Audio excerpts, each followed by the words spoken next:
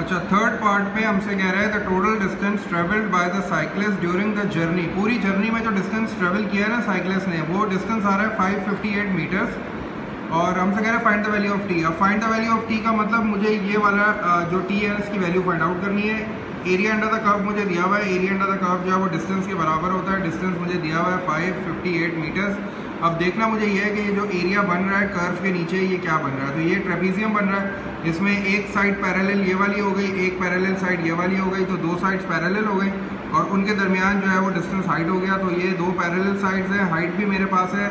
ये वाली parallel side मुझे नहीं पता, ठीक है, मुझे फाइंड आउट करनी है। ये वाली पैरेलल साइड मेरे पास है, तो जल्दी से ट्रेपीजियम का फॉर्मूला लगा देते हैं। ट्रेपीजियम का एरिया जो है वो डिस्टेंस के बराबर होगा, तो मैंने जो है वो पहले ही डिस्टेंस के बराबर लिख देना है। 558 मैंने इस साइड पे लिख दिया क्योंकि एरिया जो है वो under the curve will be equal to the distance. अब ये हो गया half sum of parallel sides. मैंने अभी डिसाइड किया मेरी एक साइड जो है वो 0 से स्टार्ट हो रही है और टी तक जा रही है, इसका मतलब है one side is of T, तो ये टी हो गया।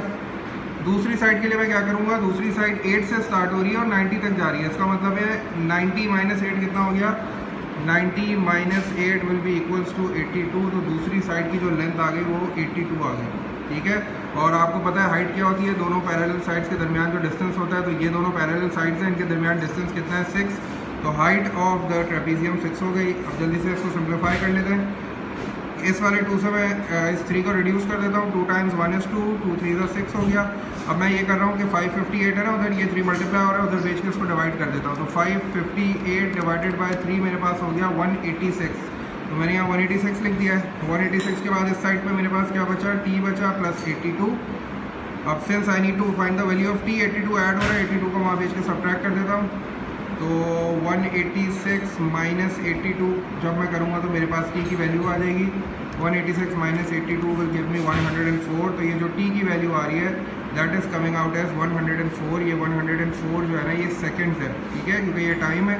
अच्छा, अब थोड़ा सा देख लेते हैं कि आंसर हमारा लॉजिकल है कि नहीं है। देखो 90 यहाँ तक आ रहा है ना, तो इसका मतलब डेफिनेटली जो आगे की वैल्यू होगी वो 90 से बड़ी होगी। तो 104 जो है ना मेरा फाइनल आंसर आ रहा है।